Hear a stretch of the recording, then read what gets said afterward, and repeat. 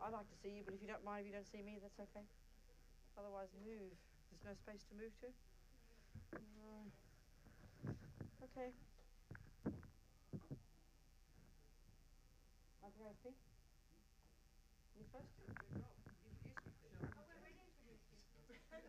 you already? Yes. I can do it again. No, I just make sure I'm in the right place and I'm not some kind of rude person. You've introduced me, it's okay. I'm sorry. Real quick. Wonderful Venerable Robina. We're so incredibly thankful that you are here. Okay. We really have missed you. It's been it's been 2 years. 2 years, yeah. Yes. Oh, thank you. Okay. It's been 2 years. We definitely welcome you back. Surprised. 2 years, wow. Yeah. So so happy. She is. I'm happy to be here again. Like yesterday. I was just telling people that that room in there is, of all the centres around the world, it's one of my favourite rooms, you know. I'd be happy to sit there and do a retreat. Anyway, I'm happy to be back in Boston. Thank you so much. So, let's talk about a few things. And listen. So let's listen, and that includes me. Listen as if it were a cooking class. If it were a cooking class, you wouldn't want me just to rave on about how nice cakes are, would you? You'd want me to give you some recipes. Well, listen like that, because every word should be advice. You don't have to take the advice, but that's what it's meant to be. So listen with that mind. Hear it as advice, you know. And then we can decide if we want to take it or not. So why would we take the advice? Well, because Buddha says that we've got this phenomenal potential, unbelievable potential, for perfection actually, which sounds shocking, but this is Buddha's own experiential observation, that we've all got the potential to fully develop wisdom and fully develop compassion for our sake, and then of course for the sake of others, because we all live in this insane asylum together. So with that attitude, I'm going to sing a little prayer. The first 2 lines express our reliance on the Buddha, for those of us who already identify with being Buddhist. And the second 2 lines express that altruistic motivation.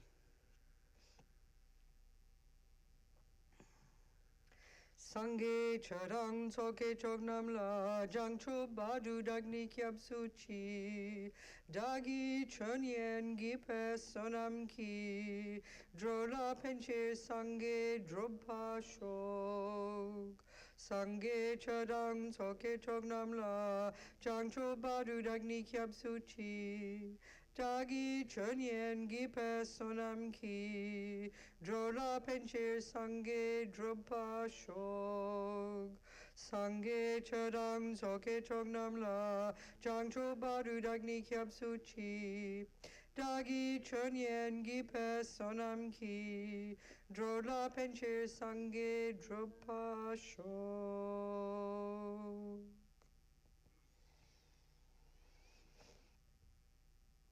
Well, it's a good place to start, the mind, which is, and the meaning of meditation. I mean, the mind, that's Buddha's expertise, you know. So to do this, we ought to just remind ourselves who this person called Buddha is, and I find it very helpful. Just sort of, I don't know, the last year or so, I remember reading that His Holiness the Dalai Lama, he said it was these Indians more than 3,000 years ago who were the ones who began this incredible, actually amazing investigation into the nature of self. And that's exactly where Buddha comes from. So, you know, and when we understand that these Indians, you know, they were the ones who actually developed, created, invented, whatever you want to call it, this technique that we now, you know, in the general daily life call mindfulness meditation. But if we look at it in a really classical way, we realize this is this extraordinary, sophisticated psychological technique of focusing the mind to incredible degrees of subtlety that we don't even posit as existing in our culture. And on the basis of this, they're the ones who then, from their own internal observation, came up with this model of the mind that is still the basis of the study of mind, which is Buddha's expertise in the, you know, the Tibetan monastic university system right until today, you know. So, I mean, this is, I mean, of course, in our culture, we only really respect the Greeks and the Romans, all the white people, don't we? We don't expect, the Indians as these weird wacko people with red dots on their faces and strange ladies with whatever, the statues. And there's no understanding. I'm sure even among most Buddhists, forget about Hindus. It's unbelievable, sophisticated, amazing thinkers, And the study of the mind that's done, that's covered in such depth in the literature, certainly in the Tibetan Buddhist monastic environment.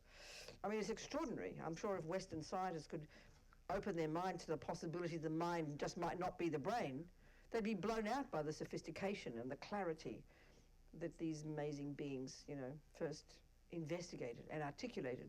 That is the basis of all the Buddhist teachings. It's remarkable, So I find that very powerful somehow.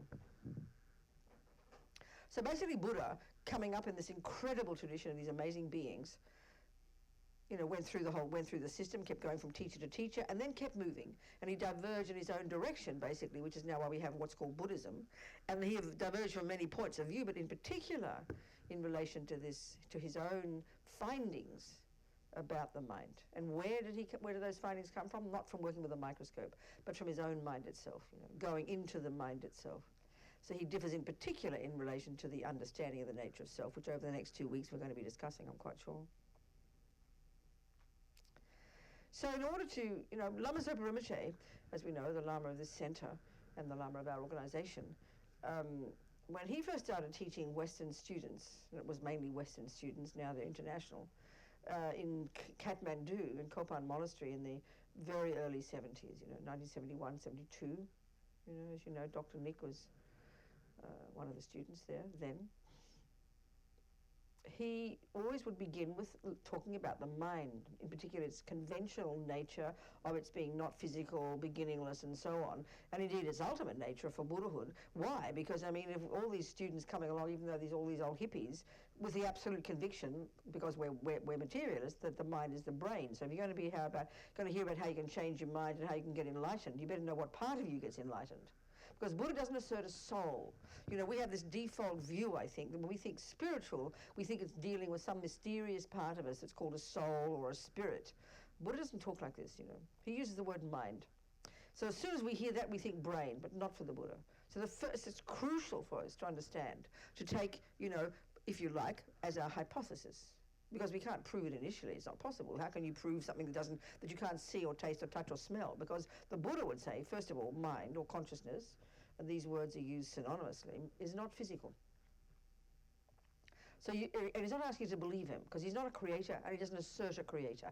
And that's a really crucial point to remember, He's not a creator, he doesn't assert a creator.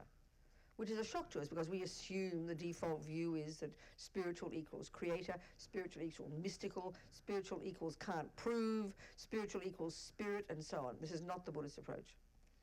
This is not the Buddhist approach.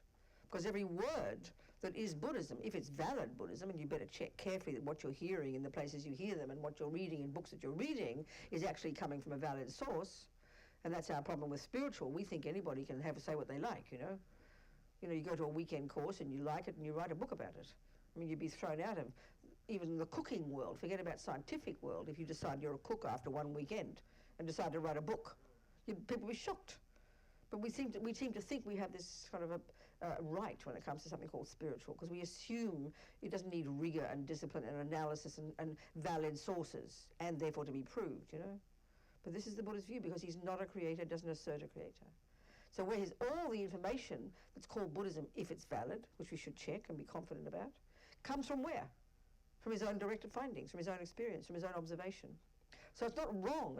It's not being a cliche. It's not a cliche to say literally that Buddha is like a scientist in the way we think of a scientist. That what every word Einstein says, we know if he presented his findings in this room, we would respect, even if we'd never heard of what he says. And even if we're not particularly interested, we would know that it's not speculation. He didn't have a dream about it. He didn't have a vision. And he's absolutely not asking us to believe him. Well, that's exactly the same with Buddha. Every word that is Buddhism, if it's valid, is coming directly from the experience of a person called Buddha. So all he's doing is laying down what he has found to be true, and in particular in relation, of course, to our potential, And therefore his methodology of what he has done, he's laid it down, just like Einstein has. He presents his findings, he says, okay, this is what I found, here's my literature, now it's up to you. Go prove it for yourself, you know. It's the same with the Buddha. So therefore the advice in Buddhism as advice has to be advice to develop your potential, and therefore to help others. There's this nice analogy I quote all the time from the Mahayana tradition. You know, the bird needs two wings, wisdom and compassion. So all the talk about the mind, its nature, the laws of the universe, called the laws of karma, which indeed for the Buddha are natural laws. He didn't invent them, he's observed them.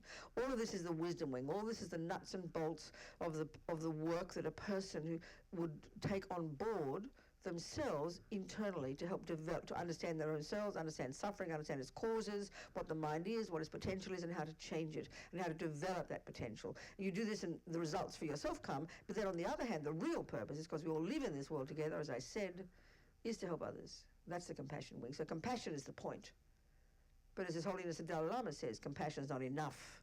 You need wisdom. And wisdom is what we do to put ourselves together, you know. And it's on the basis of this we can help others. So that's what the advice is for.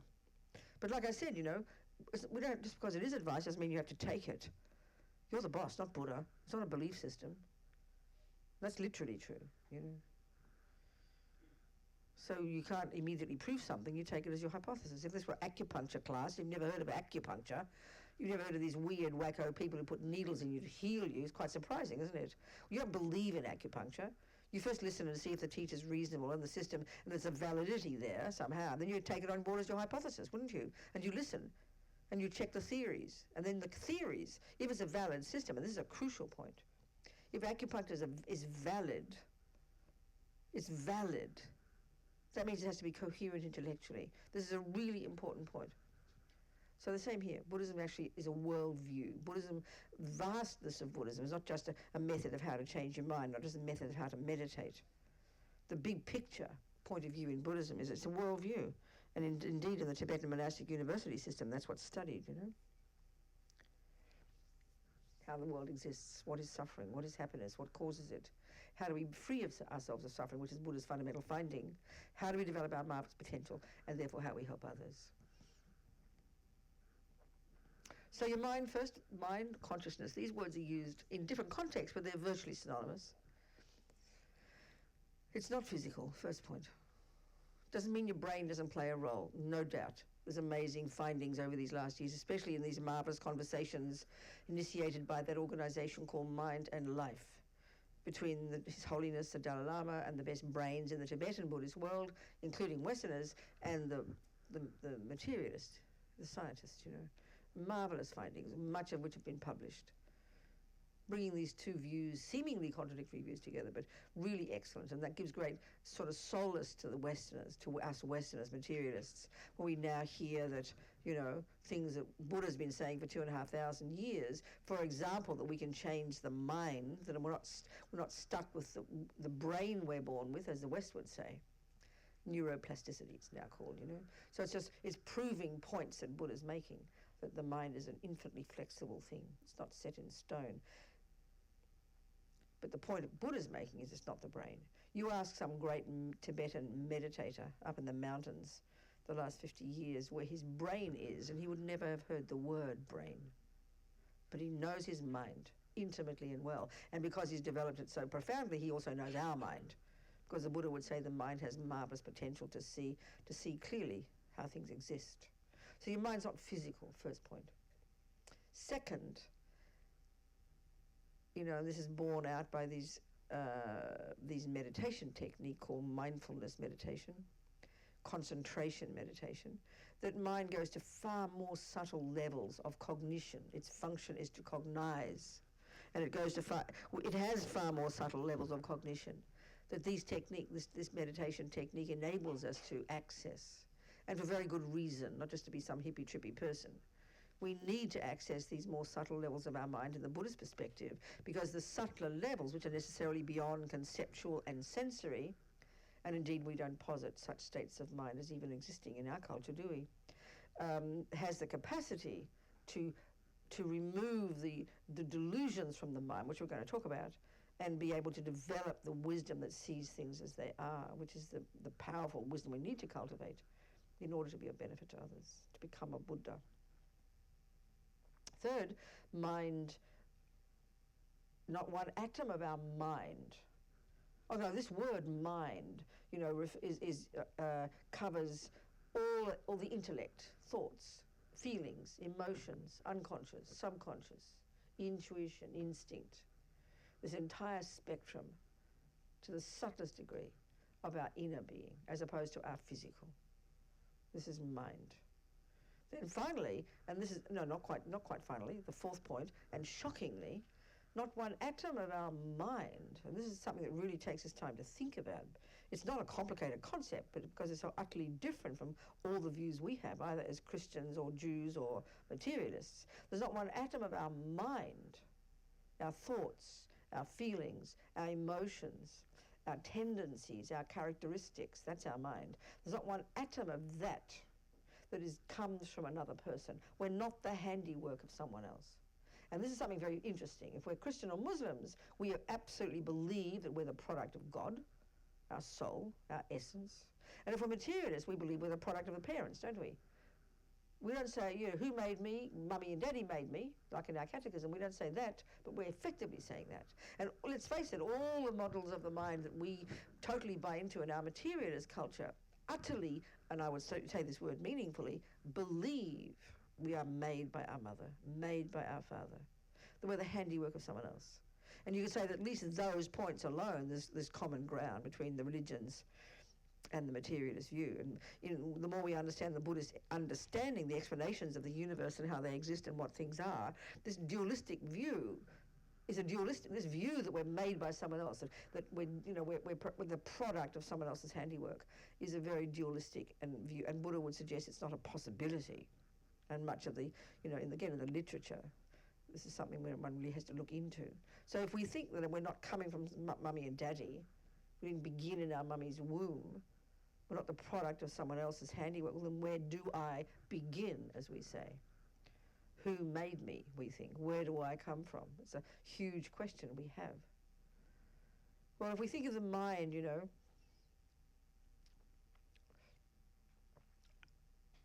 the Buddha says that the law of cause and effect runs the universe, okay? And we would not disagree. We mightn't call it like that. That if something here, this moment exists, we know that the very millisecond before that, there's like this unbroken chain of moments, like if you go back with a cup, it came from this, which came from that, which came from this, which came from that, which came from this, which came from that. There's not like big gaps in between. It's unbroken chain of physical moments, isn't it? And eventually we can get back to the clay, which came from this, which came from that. And you keep going back. You're going to get back to the first second of the universe, aren't you? You won't just suddenly come to a point where magically there was nothing and then there's something. Not like that. That's an impossibility. So consciousness, mind, being not physical, this moment of mind, let's say that moment of anger or that moment of love in my mind, let's say. So if you think, where does that moment come from? Or that love or anger come from? So our view would tend to be that it's triggered by the brain and it's triggered by some external event. When you punch me in the nose, anger is triggered. So we tend to assume that anger comes from someone else's action. And indeed, or if we track it back to mummy and daddy. One isn't supposed to track back anger to God, are we? That's not cool. You see my point? We track it back something out there. The cause of it is something out there, and its actual essence is something from out there. Not for the Buddha. He says you track it back to itself. This moment of anger, comes from a previous moment, a tendency in my mind. This is its main source, in this mind itself. And where did that tendency come from? A previous moment of anger. And where did that come? Well, I'm sorry, Robina, a previous moment of anger. Well, why was I angry before that? Well, honey, you must have been angry before that. And we want to find the first one, like a needle in a haystack. Well, he says you won't find it, So we get back to the first moment in our mummy's womb, and the mind in general. It's an unbroken chain of mental moments. And you have to track each moment to the previous moment of that mental continuum, as they call it in Buddhist psychology. So the Buddha would say the second of conception, your mother's womb, is approximately when the egg and sperm come together. But what causes them to stay together is the entry of the continuity of this consciousness at a subtler level. That's what caused you to begin to turn into Robina or Fred, you know. So your body, yeah, no problems. Mummy and Daddy give you an egg and sperm. How kind they are. Turn into your body. But your mind doesn't come from them, nor from a creator, and indeed nor from nothing. Nothing can come from nothing. It comes from previous moments of that mental continuum, before the egg and sperm got together. And you keep tracking it back, and not more than a few weeks before that conception, it was in another body, Buddha would say. That he says, this is how it is, you know, and all the Buddhist teachings are looking into this. One has to look into it and take on board the theories and begin to internalize the theories and look at the coherence, how these theories are coherent, and then slowly through meditation, the deeper level, one begins to cognize this directly as the truth, or as not the truth, as the Dalai Lama says. And we can, when we eventually practice what Buddha says, like Einstein, and you get to a point and you can prove Einstein's wrong, well, then he'd be delighted to hear it. He'd first to thank you. Same here. And so if you can prove that Buddha's wrong from your experience, then you reject Buddha. Of course you do, as His Holiness says, you know. So it's experiential, has to be. It's not just some theoretical thing. So your mind's not physical. Your mind doesn't come from Mummy, Daddy, or God. Your mind doesn't come from nothing. And if you keep tracking it back, you can't find a first moment. Logically, if you posit the law of cause and effect, a simple way of putting that is, you know, that whatever exists at this moment of anger has to be an effect of a previous cause in that mind itself. And that one was a previous cause, an effect of a previous cause. And that one was the effect of a previous cause. So by definition, you can't start with a moment that isn't the effect of a previous cause. If you can, then there's no law. Give up, relax. That takes time to think, even though it's a simple concept. Your mind isn't physical. Your mind goes to much more subtle levels. Your mind doesn't come from other people. So your mind is yours. And even if we went no further here, this is the experiential implications of this are really tasty, you know. That we are the product of our own handiwork, basically. That's the key thing. And so that's learning. The Buddhist view is, this view, one takes it on board, it causes us to become accountable. To take responsibility for my anger, my jealousy, my resentment, my fears, my love, my compassion. Yes, external world plays a very powerful role. Yes, but basically they're more like catalysts rather than the main cause. That's a crucial way to put it from the Buddhist perspective. So then, Buddha's view, his findings from his own experience, from the Mahayana point of view, is that this mind naturally, as they say it in Buddhist literature, possesses Buddha nature. So we don't talk like that, but let's unpack it as a concept. It simply means every mind, but just naturally, possesses the potential to be perfected. This is what Buddha would say, actually, which is a bit of a shock. My Catholic mum was shocked by that you can become perfect, you know. And there's all sorts of logical reasons for that. As we study the mind in more depth, and we'll go over this, of course, in the 2 weeks, and any of us have studied this, we'll see that. We have to understand that. And the point here, to be proved, the essential point that Buddha's making, that if each mind possesses the potential to be, you know, perfected and rid of rubbish, rid of the nonsense. The key here is Buddha's experiential findings about the contents of our mind. And this is what we're going to discuss tonight, which is the presentation of the way our mind functions. When you study the Buddhist literature, you learn the epistemological model, which is the way the mind functions, and we can talk a bit about that, but mainly we'll talk about the other one, the psychological model, which is the contents of the mind. Again, having its source from these extraordinary Indian thinkers, masters, yogis, amazing beings, psychologists, basically. So the word in Tibetan, for Buddha, the Sanskrit, is the word sangye. So the etymology is really interesting. The first syllable, sang, implies the utter eradication from the mind of what Buddhism in the Buddhist model refers to as the negative states. And we're going to go into these. And this is a huge, massive point. This is an outrageous point, actually. And the second syllable, ge, implies the development to perfection of the positive qualities. This is a fundamentally important point to understand in Buddhist psychology, and therefore the Buddhist worldview. And there's nothing remotely like that in our materialist model. So we need to understand the contents of the mind, you know.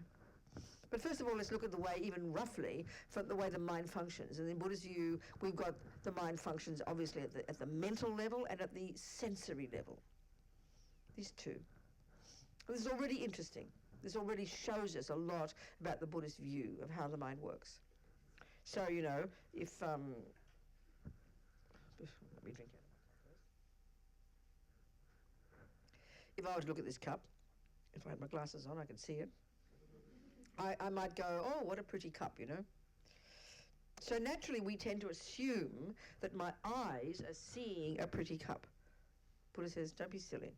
Not possible. The sensory consciousness, putting it in Buddhist terms, labouring it a bit, but this is the point, which is that part of our mind, which is not physical, that functions through the medium of the eyeball, the skin, the nerves, the tongue, the nose, etc., the ears,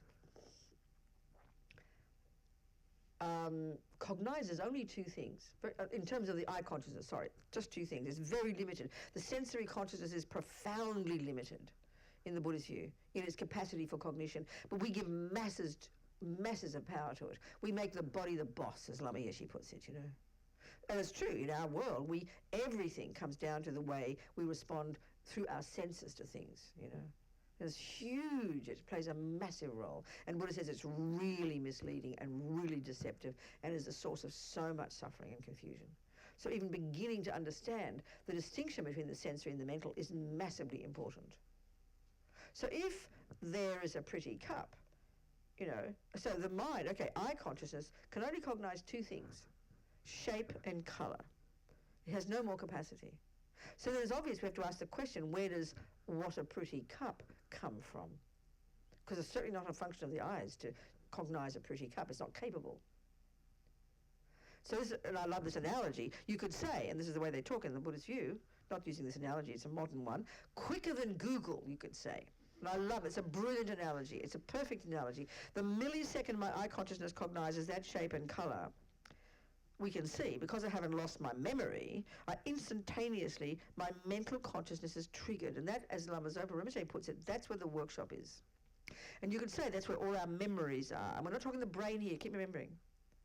All the memories, all my developed over the years, my concept of what I like, what I don't like, my taste, my appreciation of design, this, that, whatever.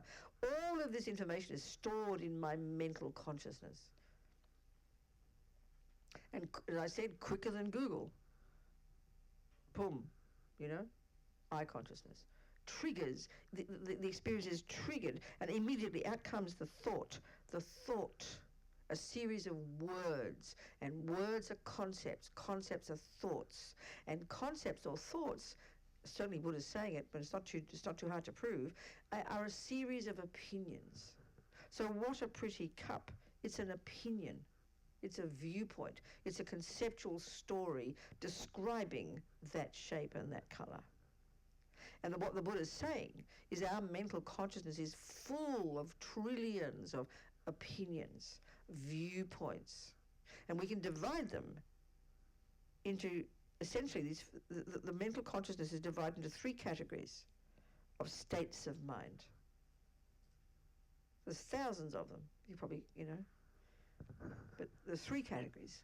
There's either one that's called a negative state of mind, or a positive state of mind, or there's one called a neutral state of mind, which doesn't mean they're not important. And these are not moralistic terms. These are technical terms. So an example of a so-called negative, or generally speaking, non-virtuous state of mind would be anger, jealousy, depression, low self-esteem, arrogance. We know these words, backwards, upside down, and back to front. Spontaneously. Why? Because we recognize they're in our mind. We might have different definitions of them, but we all recognize they're the horrible ones. And whether you're in you or you're on the receiving end, we know they're not cool. You know? So the positive, we all know those. Love, compassion, kindness, generosity, forgiveness.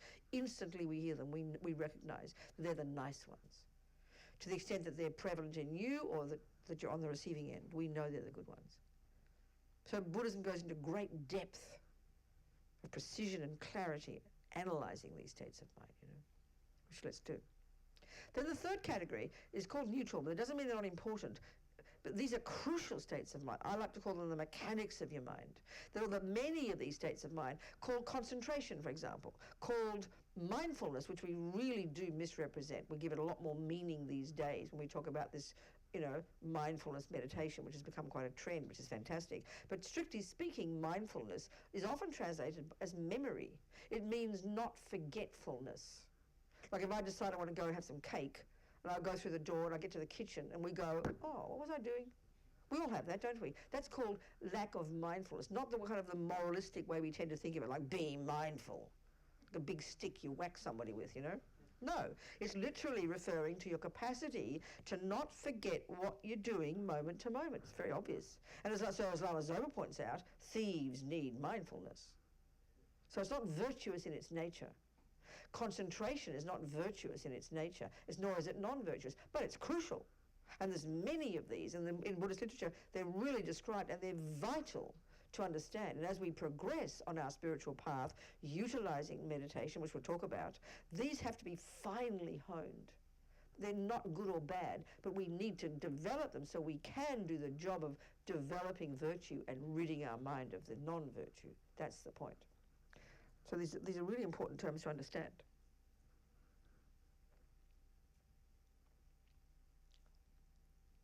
So the Buddha's finding, like I said, is that the negative ones are, the term they use in Buddhist psychology, which is not really a term, I certainly don't use it in my life, need a dictionary, is that they're adventitious. It means they're not at the core of our being. This is a shocking concept. And we hear it, but we kind of gloss over it, Like if one of you is a therapist, and I come and I ask you to please give me techniques to get rid of all anger, all fears, all jealousy, all ego, and develop infinite love and infinite compassion for all sentient beings all the time. I think you'd be quite worried about me.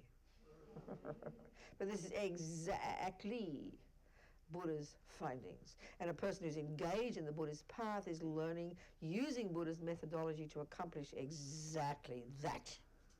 So it's a pretty shocking concept to even contemplate the possibility. And why is it shocking? The words aren't complicated. It's because why? It's obvious. Because everybody, every one of us is addicted, and this is again a consciously used word, to the belief that this stuff is at the core of my being. And all of our materialist models of the mind. And who are they created by? People like you and me, who feel that anger, jealousy, low self-esteem are normal states of mind. So normal that we would consider you to be abnormal if you didn't have them. So they're factored in our culture as normal, and we give equal status to them as we do with compassion and love. Buddha's findings is completely different, and it's shocking if we hear it simply. We read the Buddhist literature, we kind of gloss over it and make it all kind of holy, He's not being holy, believe me. It's practical psychology. So we better really, if it's possible, which is what he's saying, to be free utterly to the nth degree of anger, attachment, jealousy, pride, all the neuroses, which is shocking. We can't even conceive of a person free of these. It seems weird, But this is what Buddha's saying. So you've got to look into it seriously. It's pretty tasty. I mean, I'm thinking it's a greater. I'm happy to meet somebody who suggests I can get rid of all my rubbish. My goodness, what am I, rather than say it's normal and just make it a bit less, please. Thank you very much. I like radical. Get rid of it completely. It's a wonderful idea. So we better understand what he means by it. But we gloss over these words because they're all such normal words, and they're such normal states of mind. And then when we think of psychology, we think of all these fancy words we're cultivating in the West, like, IDID and DDID and Lord knows what. You understand? Bipolar and this business.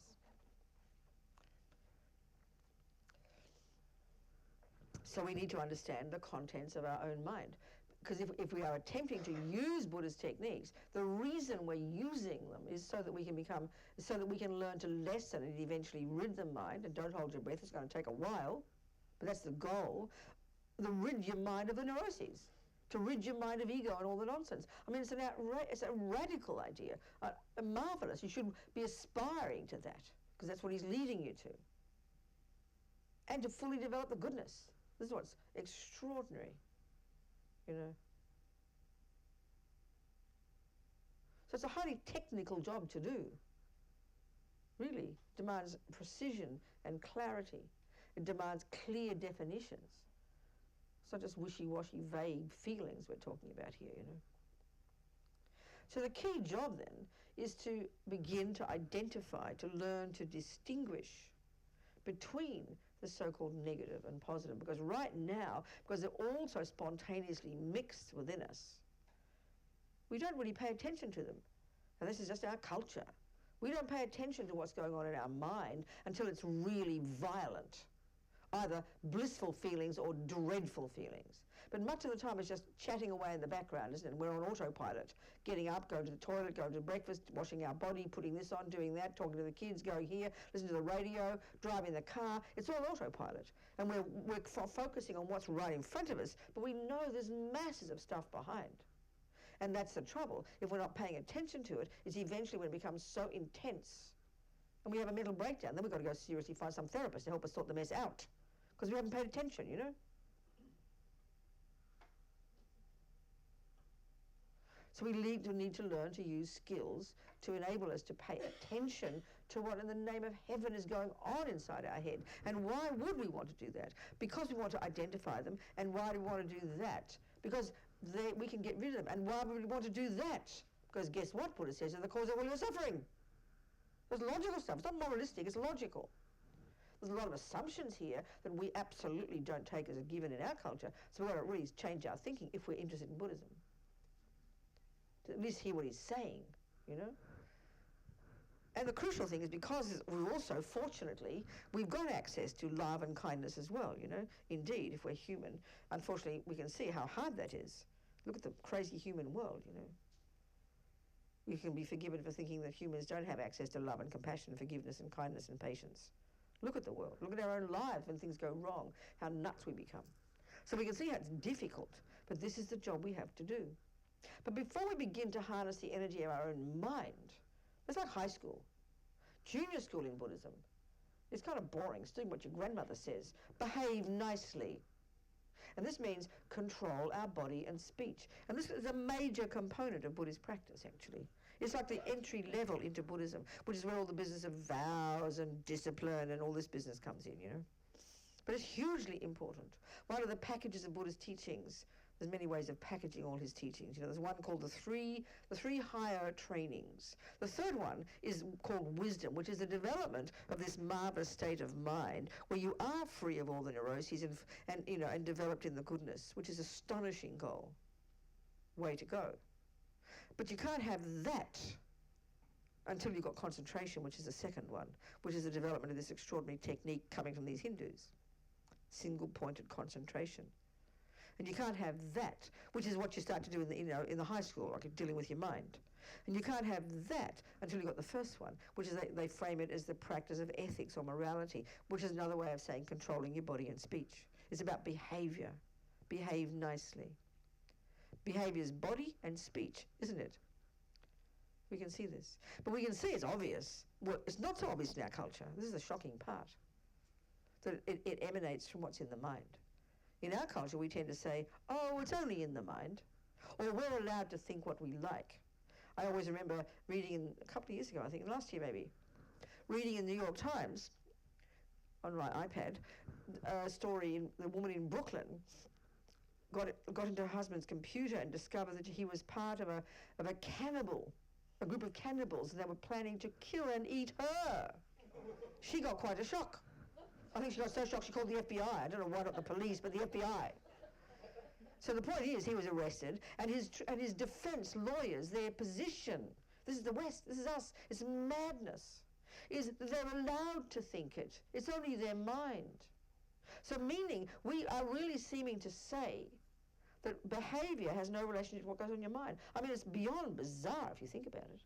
It's a beyond, in my opinion, profoundly ignorant statement.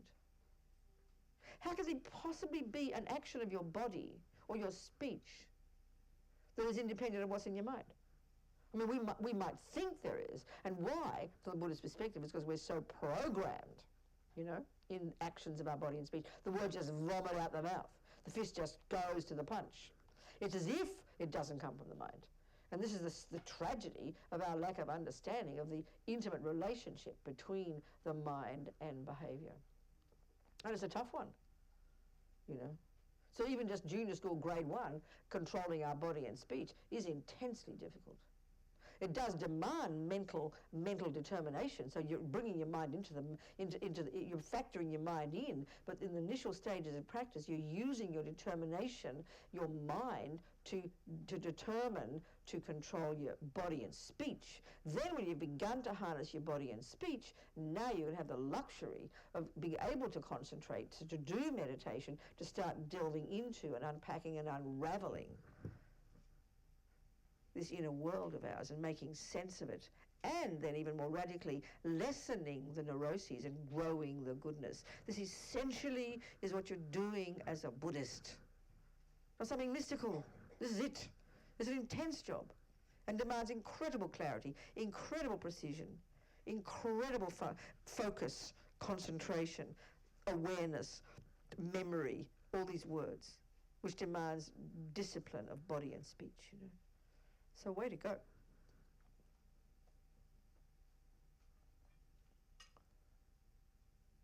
So the word, let's look at meditation, because, you know, there's many ideas about what it is and what it's not. And anybody's allowed to have their own definition. Buddha doesn't own meditation. That would be arrogant to assume that, you know.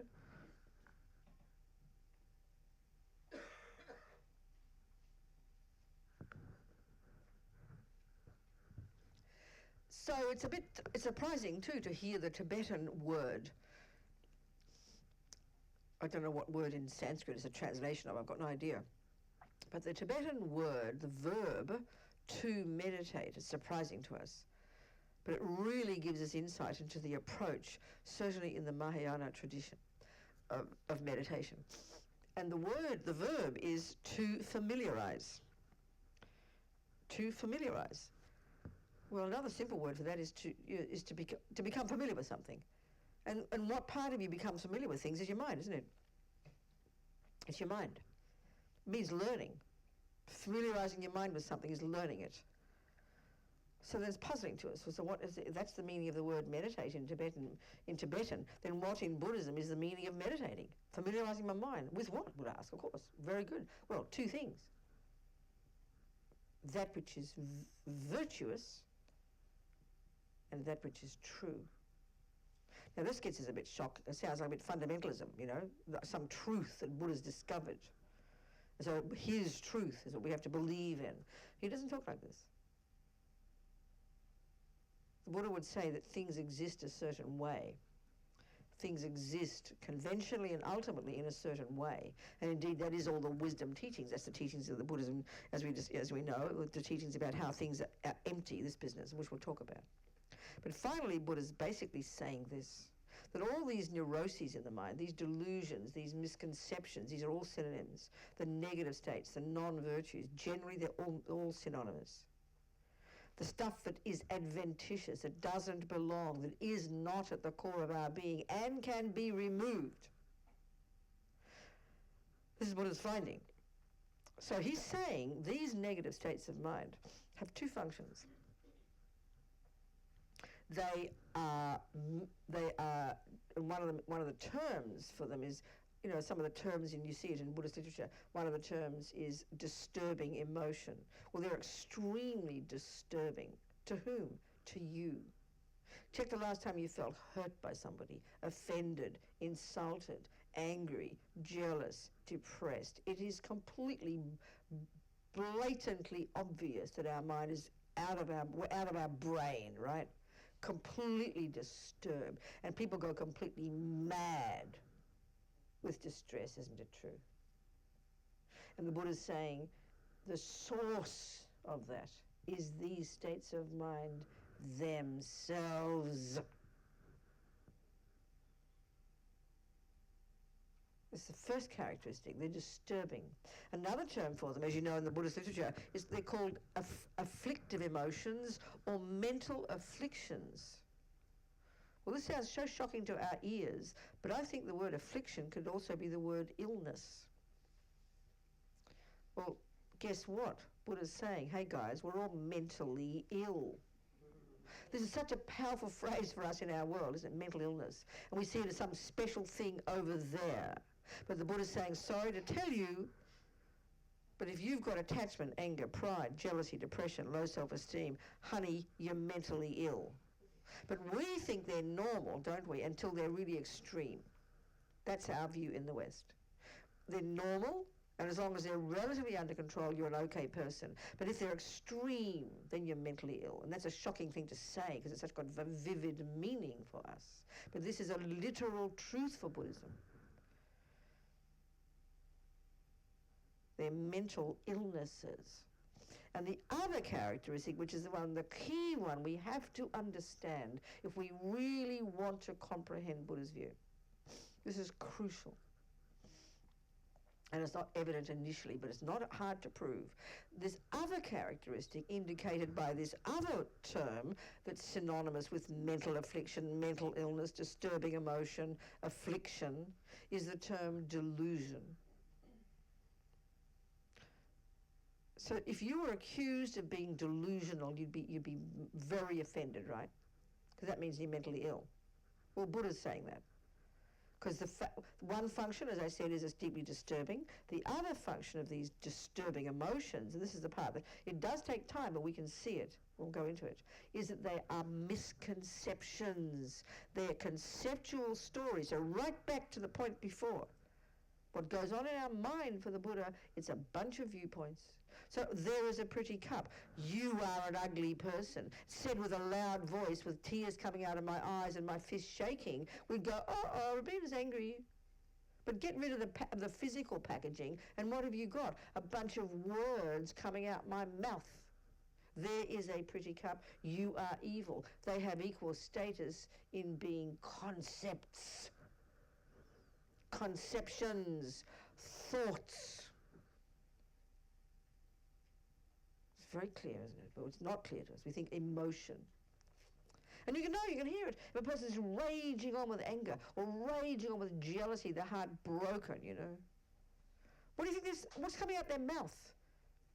Yes, with a lot of shouting and crying and tears coming, but get to the point, what's coming out of the mouth is words. Words are thoughts. It's so obvious.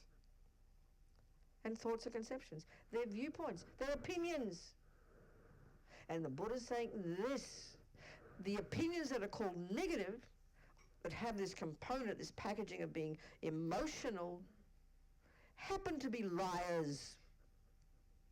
They're distorted, exaggerated assessments of a person, a thing, an event, or the self. This we can kind of see, but we don't talk like this in our way of talking about the mind, It's an opinion. Anger is an opinion. Jealousy is an opinion. Depression is an opinion. Now, so is love an opinion. So is kindness an opinion. But the Buddha would say the virtuous ones happen to be, relatively speaking, valid. They're not misconceptions. And this is a really fascinating point. We could discuss just this topic for the rest of the 2 weeks easily and wouldn't cover it. The virtuous states of mind, which are also opinions. She is a lovely person. It's an opinion. But the Buddha's saying that the virtuous states of mind are, relatively speaking, in sync with reality, whereas the delusions are liars and they are not in sync with reality. And they're the cause of suffering. And guess what? We can get rid of them. Wow. What a wonderful idea. Why? Because they break your heart, babe. Why develop the goodness? Because that causes you happiness and you're in touch with reality. Therefore, meditation is a method to familiarize your mind with two things. To rid the mind, to familiarize your mind with that which is true, valid, and that which is virtuous. This is the point. So that's what you are when you become a Buddha, finally.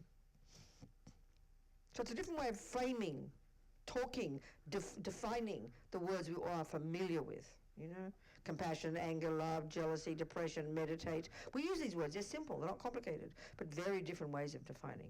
And if we want to understand Buddhism properly, we need to know what he means by these things. You can have what you like, you can have your definitions, no one says you can't. You can use Jung or Freud, you're allowed to.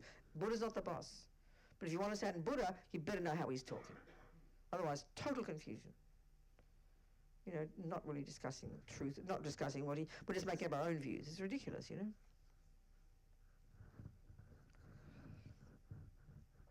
So there's two modes of meditation, thousands of techniques. I'm talking formally here, the formal meditations. And one of them is this amazing Hindus invented, we can call it concentration meditation.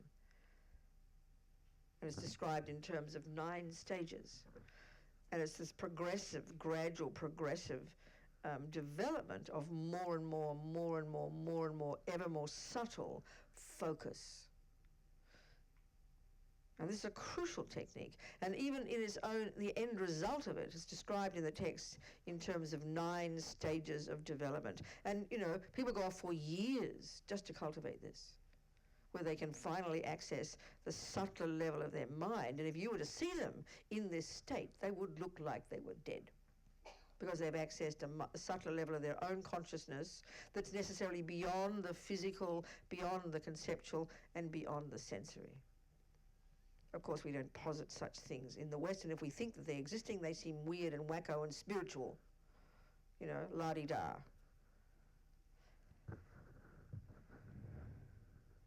So we need, in the long term, we need to cultivate that single point of concentration. It's such a remarkable state of mind that brings such remarkable experiential experiences for the person. Bliss, clairvoyance, inconceivable experiences that for the Hindus is practically the end result, but not for the Buddha. We need to get this. It's like accessing the microscope of your mind, because of the subtler level where it's utterly focused and utterly capable. When you've accomplished a single point of concentration, and again, this is madness, this doesn't exist in our culture. When you're out of your meditation, once you've accomplished it, you would have absolutely effortless control over every thought. This is inconceivable for us. We assume there's chaos in there. We assume it's unconscious. We assume this is this fascinating world that we have to delve into somehow. Buddha says we can sort the whole mess out. This phenomenal clarity, phenomenal sharpness, and indeed the bonus is bliss. The mind blissful, and the word is literally true. Because for the Buddha, that's the capability of our mind. The extent to which our mind is unencumbered by delusions, even temporarily, is the extent to which it's blissful, happy, joyful, fulfilled, content. So this concentration, and way to go, we need to get in the long term so we can do the second mode of meditation, which is the techniques we learn to use to get the wisdom. And this is called, the first one is known in terms of its result, and it's known often as calm abiding. And I think the Sanskrit is shamatha. The second one is known in English as special insight. And it's in Sanskrit, that's vipassana. So we know in the world there's a particular Buddhist technique that's known in general as vipassana, and there are many insight techniques that Buddha did use and cultivate, and some in particular relate to the becoming familiar with the sensations of the body. So, but there's here in the Mahayana, the particular insight is not like that. It's utilizing this sharply focused mind to whatever degree of these 9 stages you've cultivated to, in the second mode, to develop insight into how things exist. It's not cosmic. If you study, if you learn at school that 1 + 1 is 2, you haven't got a clue. You've never heard this thought before. It's a big idea. Oh, wow, Mummy, she told me that 1 + 1 is 2. Wow, that's so difficult. Little girl, never heard of it. So what does your teacher want you to do? She gives you the information, which has to be the correct information. Otherwise, you'll think it through till the cows come home. You never get an answer. You've got to know the words 1 + 1 is 2. You come home, and if you're speaking like a Buddhist, your teacher would say, I want you to do some concentration meditation first, Robina. Get yourself focused. Now I want you to go to the second mode of meditation, and I want you to get insight into this. What she was basically says, go and do some homework. You bring the information home, you get focused, because if you can't focus, you can't do anything, right? And then you're going to go to the second mode, and your goal is to develop understanding of 1 + 1 is 2, isn't it? Well, that's called insight, isn't it? It's a lovely word in English. In other languages, weird words they use for this. It's a great word, inner seeing. So when you go, oh, I get it, mummy, then that's an insight, isn't it? You just got it. And what did you do? You did two things. You experienced it for yourself, and guess what? You verified the truth of it. That's what you did with your homework. And we call that learning. Well, that's what Buddha says is meditation. And that's how you get enlightened. Just they use different words, and unfortunately we mystify it because of that. So meditation is a function of your mind. You've got to do, so the first mode is to get it focused, because you can't do anything without focus. You can't make a cake without focus. You can't drive a car without focus. You can't even walk a few steps without concentration. You're lost. We know that. So this technique is an amazing one, as I said, to get you to access the subtler level of your mind, where it's super genius, subtle focused, effortlessly focused. It's an astonishing technique. Absolutely amazing. It brings great benefits, but it's not enough. Now you use it to whatever degree you've got it in the second mode. And the goal is insight. So special insight refers to developing the wisdom that, as they use the words in Buddhism, that realizes emptiness. This is the ultimate wisdom, way to go. But in general, we can say if you are a mathematician, if you're wanting to be a violinist, if you're wanting to be a cook, you listen to the theories and then you have to familiarize your mind with the theories until they become experiential. Is that not how we learn everything? There's nothing unique, is it? We know we've got to squeeze our brains, as Lama Yeshe put it, to remember the recipes, remember the violin music, remember the theories, remember the mathematics. That's how we learn. We're geniuses in our culture at filling our minds with unbelievable numbers of concepts. Musical theory is concepts. Cooking is concepts. Mathematics is concepts. And we know you can't just hear that 1 + 1 is 2 and then forget it, because you can't function in the world. You've got to memorize it until eventually it becomes experiential. We know that. Well, that's all Buddha's asking. But they use different words like meditate, insight, and we get lost. We mystify it, you know. So bizarre. So the method we use to develop insight into 1 + 1 is 2, or into how things are impermanent, or into how things are driven by the law of karma, or into compassion, or into how things are empty. You've got to have focus, and then based on the information you learned in your class, you take it home, you now go to the second mode, and you don't just go and sit there and go 1 + 1 is 2, 1 + 1 is 2, 1 + 1 is 2, 1 + 1 is 2, waiting for a vision. What do? Guess what? You think about it until eventually the penny drops. That's how we learn everything. That's how music and violin and everything becomes experiential. You familiarize yourself with it to the point that it's second nature. Well, that's the same method for familiarizing your mind with how things are impermanent, with familiarizing your things with how karma is the natural law of karma, with familiarizing yourselves with compassion and love, and familiarizing yourselves with emptiness, which are what Buddha would say is how things exist. He's asking you to believe him. Go think it through. Your teacher's not says don't go believe that 1 + 1 is 2. Go think it through yourself and prove it. Buddha says the same. So being a Buddhist doesn't just mean watching your breath. It's one of his techniques, but it ain't being a Buddhist. Believe me, a communist can watch their breath.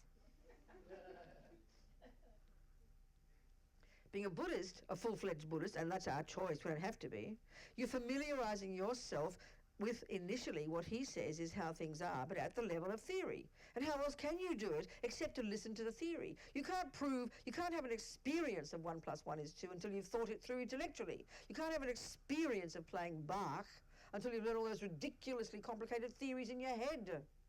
So how can you have an experience of whether things are impermanent until you've had the theories and then made it deeper and experiential in your own mind using these two modes of meditation?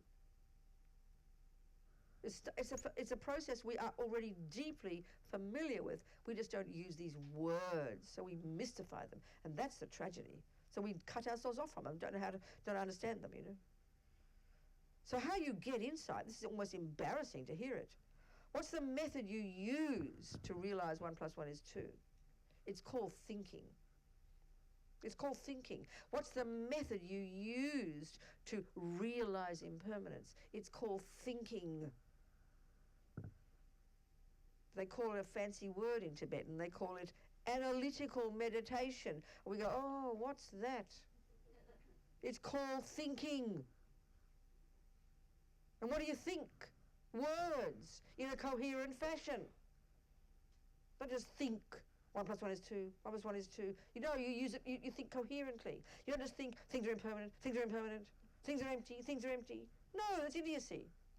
You've got to have words, you've got to pack it out with clear, intelligent concepts, which initially, of course, are intellectual, but eventually, like with 1 + 1 is 2, become experiential. This is how you become a Buddha. No different method. Are we communicating? Okay, any questions? There's a summary of mind and meditation. Any questions? Any kind of question at all?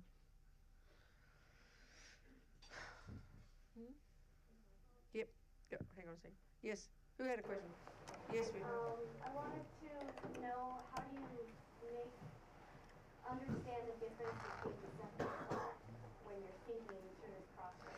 Well, how do you know the difference between whether the note is right or wrong on the piano? What was the process you'd go through? Yes. Same. You'd learn the theories, wouldn't you? Yeah. And you'd have your music on the piano, and you're playing something, and you go, how do I know what's a wrong note and what's a right note that I just played? You wouldn't get all cosmic about it. You'd look on your piece of paper on the piano stand, and you'd check the note that Mozart wrote down, and then you'd refer what you played to that, wouldn't you? Isn't that the same with mathematics? And isn't that the same with cooking? You'd have a bunch of theories that you're buying into. You don't just sort of sit there and, well, I'll make a cake, and it might be 14 eggs, let's try it out, experience. No, you have the theories there. And you've got to buy into you've got to decide you want to follow those theories. No one says you have to. But you refer what you're doing to those theories, don't you? Exactly the same here, honey. Identical. Which is a surprise to us, because we tend to think the mind's this amazing, special, mystical thing that's my secret little cave in there, and I have to delve into it and try and work out what things are. It's bizarre, actually. It's superstitious to think this way. You have to use Buddha's model. But this is the way you'd use it. So you have to first learn, what does he mean by delusion? What are the characteristics? What is anger? What is the conception? What is it saying? How does it function? And how is it different from this one and that one? Or, for example, attachment and love. Love is under the heading virtue. Attachment's under the heading non-virtue. But they come together for us, like mixed together like a big soup. And we can't tell the one from another, because we think they're the same. So it really takes time to first even acknowledge there's one state of mind called attachment, which is a delusion, a misconception, and an emotional affliction, and there's another called a virtue that's called love, and that's a simple example. But you've got to have the theory first, and you've got to decide you want to use Buddha's theory. No one's shoving it down your throat. Do you see? And that's why often many Buddhists don't ever study the mind, and we must. Otherwise you'll never if you think attachment is love, you're going to be in serious trouble. Do you understand my point? So we have to learn to know first theoretically, then experientially, and that just takes time. Doesn't it? Do you understand? Okay. Yes. It would take infinite lifetimes to learn and analyze and experience it all. No, of course not. That's easy. No, not infinite lifetimes, I would disagree. Many lifetimes to realise emptiness, all the way to emptiness, but not just to understand your own mind. No, of course not. But go on, please. I'm just wondering at what point do you accept that it makes sense to take something on faith? Because someone else has done the research. Well, tell me something that you've learned that somebody else hasn't done the research on first. Everything you've learned. I learned 1 + 1 is 2. Yeah, that's right. But I don't know the theory behind it. But you took it on faith, didn't you? I sure did. In the beginning. That means you've got to check your source and know that the teacher's not lying to you. But then you go and prove it to yourself, don't you? No, I didn't bother. But you did. You know that 1 + 1 is 2. Of course you know. You know perfectly well you have proven it. There's no more to it than that. Don't make it mystical. But I'm not sure I have proven it. But you have proven it. If you have, because you've decided, okay, how many cups in my left hand? It's not a tricky question. No, don't assume. Tell me the truth. How many cups in my left hand? No, I said I see one. Okay, good. Thank you. Good. So we agree on 1. And then if I had 2, we have 1 and 1, wouldn't we? Well, you have proven it right there. That's how come you can do maths. That's how you can add up your money and reconcile your accounts and go shopping. Of course you've proven it. Don't make it more than it is. So it goes back to the words. That's right, but I mean, you have proven it. And the Buddha is saying everything, if it does exist, can be proven first conceptually. This is Buddha's view. So we have to buy into it. You bought into mathematics, and that's what's interesting. You know, it does demand belief. You got to just, if you're going to play Mozart, you've got to have faith that this music is the one that will help you play those notes. You know, so we've got, it's just a bunch of theories that a person has come up with, and that's okay. We don't have to reinvent the wheel. So if initially you buy into the theories of maths, theories of music, theories of cooking, and then you prove them for yourself, and now it becomes your experience. And that's perfectly fine. And I think there's nothing in our world since we're born that we haven't learned from someone else. So blindly believing what everyone tells us, that's a problem. And then thinking it because you're being a good girl, and mummy will praise you, and that's how we mostly live. We've never proven it ourselves. We don't think it through. We just mouth it, you know. And that's why we have to become responsible for what is going on in our mind and discover what's true, what's not. And the Buddha says it's a natural law. It's not something. It's not like a mystical belief that that we have to believe in. And if we prove it's wrong, then that's fine. Buddha will be very happy. Meanwhile, bye Buddha. See you later, mate. Do you see what I'm saying? Yes, you had a question. Yes. Go. Robina, you spoke of virtuous states of mind Yes. as aligned with reality. That's right. It was self-evident. And Well, yeah, I know, it's interesting. Let's look at it. It's a very interesting point. Okay, relatively, not totally yet. Okay, so, okay. That's not an example I use. Let's say you and I are friends and we're having a chat. I forget your name. Camilla, okay, Camilla and I are having friends, right? And you see us chatting away and we're laughing and we're sort of, you can tell immediately that we're having a nice time together because you can see the smiles and there's no punches, and you understand? You can see the smiles and we're friendly words and our laughs are coming, right? So we can see that we're friends. So what's happening there, what's prevalent in our mind are some virtuous qualities called compassion. You tell me about your headache and I empathize. You know, I tell you about my problem and you empathize. You want me to be happy, you delight if something good happens. That's called virtue. Now, the point is, first of all, the delusions are unhappy, are very disturbing, and they're liars. So the virtues, by definition, are the opposite. They're not unhappy, they're happy. And so that's the first part. That's easy to prove, isn't it? We're just being friendly to each other. It's immediately obvious when two people are being friendly. So and so now they look at the other part, how they're in sync with reality. The Buddha would say that conventionally, the way of describing how things exist, simply how things are, he didn't make them this way, is that they exist interdependently. Interdependence is the way things exist, naturally, Buddha says. Everything exists interdependently. Can you get that general idea? So when you and I are being friendly, there's sort of like, there's really like the sense, there's a sort of a feeling of we, wouldn't you agree? A sense of connectedness, of interdependence. Things are smoothly working nicely, aren't they? Now look what happens when we start to argue. Suddenly, the way I put it, that we is cut in half, and there are two unhappy, separate little eyes having panic attacks now. And what's now prevalent is attachment, anger, jealousy, hurt, resentment. Suddenly you appear horrible to me, I appear horrible to you, you blame me for making you miserable, I blame you. Suddenly everything's a mess. They're liars because the Buddha would say that the interdependence is reality and virtue is in sync with reality to that extent. When the world is functioning, when the room is pleasant, when people, a country or two people even, when there's harmony, it's because the virtue is there and then things work. Because we're in sync to some extent with interdependence. And sort of we merge into this friendly little we. But the second delusions come, the we is cut in half. There's vivid me, you out there, vivid me over here. And Buddha says that's not reality. We're in sync with lies right now, which is why we're so tortured. Do you see what I'm saying? A little bit like that. But until we've realized emptiness, there's still going to be a sense of an independent me having compassion for an independent you. That still is there, but relatively there's a sense of connectedness. And when we realize emptiness, then we truly an experience of real reality, of there's no separate sense of I and you. Do you see what I'm saying, Camilla? Okay. Who had a question else? Yes, darling. I have a question about the technique for single-pointed concentration. Yes. So in the West, typically what I've had an experience is you sit to do it and you try to do it for a long time. What do you mean try and do for a long time? Meditation on the breath. What do you mean a long time? In one A long session time. or many months? What are you saying? In one session, kind of the goal is, can you do it for 20 minutes? How many times can you count up to 10, focusing on your breath? Sort of keeping yourself in that state of trying to get to single-pointed concentration, let's say just focusing on the breath and not losing it. But I recently learned and saw, and then I don't exactly know which chapter, but it's in Liberation, the Power of Your Hand, where it says multiple short sessions is what you should focus Sure. on. Yeah, that's just a question. Oh, sweetheart. No, darling. How long do you play the piano? How long do you how long do you jog? According to your ability. There can't be a set thing. You must jog for 20 minutes. What if you're 20 kilos overweight? You'll collapse and die after 5.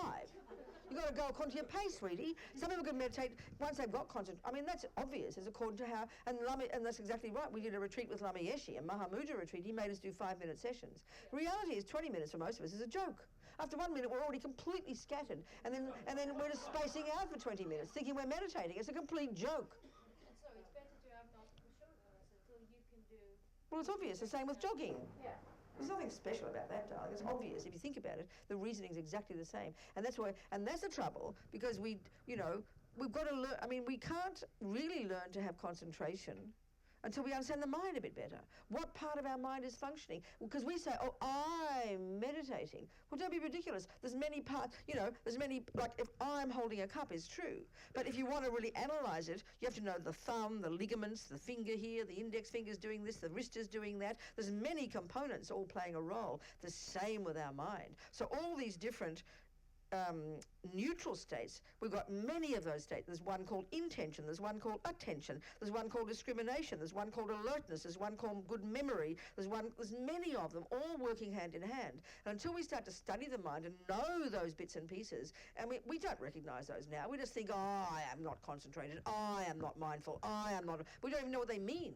So the more we learn to know the mind, and then we begin to distinguish what's going on in our mind and have some intelligent decisions to put the attention back to the breath and so on like that, And then the other thing is we think meditation, perhaps it's almost just a synonym. People think that single point of concentration or mindfulness is like a relaxation technique. And some people have the capacity to sit and be quite comfortable. Well, they're not meditating, it's a joke. They're relaxing. We need relaxing, we're all crazy. But don't think it's meditating. This is it demands fierce attention, fierce discipline. A friend of mine, Venerable Robina, the Swiss monk, who's a professional meditator for 30 years, when I interviewed him years ago in Mandala about one of his 18-month retreats in developing single point of concentration, he said, you've got to be incredibly disciplined. And if you go more than, if you say, you might do 5 minutes, and then you've got to start again if you don't do it. So you've got to really be articulate and really clear. It's very technical and demands much effort to do it properly. It's not just spacing out, which is how we think of in the West, and being comfortable and making all the thoughts go away. I mean, we have these cliched views about it, truly. Do you understand? Yeah. It's a really sophisticated skill, but we can all learn it. But we should learn it properly, What else, people? Yes, Camilla, yes. Go. Another question about intellectual understanding preceding the experiential. Yeah. I mean, I can think of a million examples where the intellectual understanding gets in the way of this experiential. Well, it depends on what you're talking about. Give an example. It depends on how you put these two together and what you mean. Embracing a sunset or what? Embracing a sunset or... What do you mean embracing a sunset, please? Can you keep... Taking it in and feeling the power of it, feeling the beauty. Oh, I have no idea. That's your words. I don't talk about a sunset like that. What are you saying? If you're analyzing, what's happening in front, if you're analyzing... Okay, it depends on what your goal is, honey. If you want to relax, then don't analyse. If you want to understand what a sunset is, you've got to analyse. It's up to what you're deciding what to do. It's your call. So maybe I misunderstand what you mean by experiential. Sweetheart, is there anything you've ever... Okay, how can you make a cake without first knowing the theory? How can you play the piano without first knowing the theory? How can you learn to walk? Okay, you learn to walk by watching, isn't it? But let's say you get a stroke and you can't, well, you've got to learn each thing. Put the finger there, put the thumb there, put the knee. You've got to, the more we can understand something intellectually, then it leads to the experience, surely. Sure, but there are, say with a Beethoven symphony, there are different ways. Sweetheart, I'm not asking you to listen to it, I'm asking you to know it. We're discussing, you're not just listening to something. I'm not discussing that. We're learning to talk about experiencing something directly as a genuine insight, not just having a pleasant feeling like eating a cake or having good sex or watching or listening to music. That's not what I'm discussing. We're talking about here developing actual changes in our mind. I'm not asking you just to taste a cake. That's not the discussion here. The discussion is learning to make a cake. They're two very different things. Are we communicating, Camilla? Yeah. You can watch a sunset if you like, but that's not the point here. We're discussing making radical changes in your mind, lessening your delusions and growing your virtues, not just having a pleasant feeling. That's not what we're discussing here. Can you see that point? Well then, where's the problem now? Camilla, are we communicating? Yes, we are. I still say that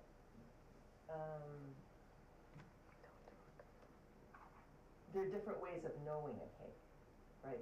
No, Camilla, I'm discussing making one. We're not discussing tasting a cake. That's not the discussion here. The discussion here is anything you've learned. You learn to do something. You learn to make a cake. You learn to drive a car. You learn to understand mathematics. Not just observe something and how isn't that interesting, or watching a sunset. That's not what we're discussing. There's a distinct difference here. That's what I'm talking about here. Yeah. Someone else? Any questions? Can't see you all. Hiding behind pillars. Hiding in other rooms. Yes. Might the confusion be around semantics? And perhaps we Where's the confusion? are thinking that experience is feeling? Well, yeah, I mean, this is where we have got our terms clear. Camilla's got a certain view, and I hear what she's saying, and she's absolutely right, you know. But so get really clear in this room what we're discussing. We're discussing developing a skill here, Camilla. That's the discussion in this room. Discussing developing the skill of becoming the person that Buddha says we can become, which is perfected in goodness and rid of badness. That's the skill we're discussing, like the skill of becoming a mathematician. Yes, you're right. The skill of becoming a cook. Do you understand? That's what we're discussing here.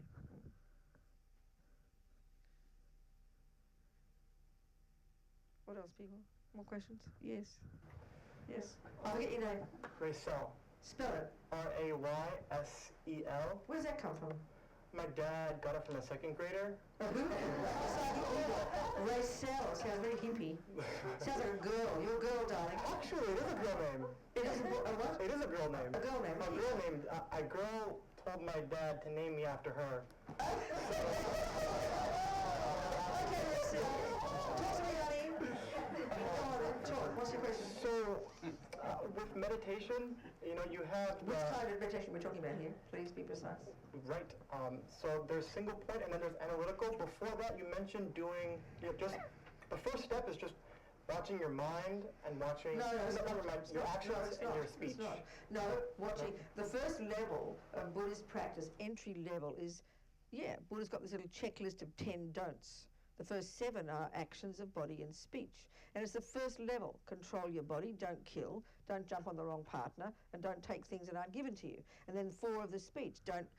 Don't abuse people, don't speak bad things behind backs, don't lie, and don't rabbit on about nothing. Just those first 7 already are the body and speech. And if we think about it, you know, we'll look at the troubles between sentient beings are about body and speech, aren't they? We all might have crazy minds, but if everybody behaved nicely, the world would be a very blissful place. So it's sort of obvious in a way. That's the very first level. You can't really begin to go deep into your mind until you've controlled your body and speech. Would that be not clear to you? That's how he's saying it. That's saying then that I should not go and try to do single point concentration and not do all stuff. No, what it's saying is you only get so far to the extent that you controlled your body and speech. That's all.